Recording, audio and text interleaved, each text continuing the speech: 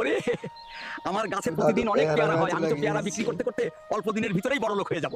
আরে আমার পেয়ারা গাছ থেকে পেয়ারা প্রতিদিন কোথায় চলে যাচ্ছে? নিশ্চয়ই কেউ চুরি করছে। এখান থেকে লুকিয়ে লুকিয়ে দেখতে হবে কে আমার পেয়ারা চুরি করে নিয়ে যায় আজকে। ওই চোরকে আজ হাতে নাতে ধরবো। আশেপাশে কোথাও তো দাদুকে দেখছি না, এই সুযোগে পেয়ারাগুলো নিয়ে পালিয়ে যায়। আজকে আমি দেখবো এই কবুতর আমার পেয়ারা নিয়ে কোথায় যায়।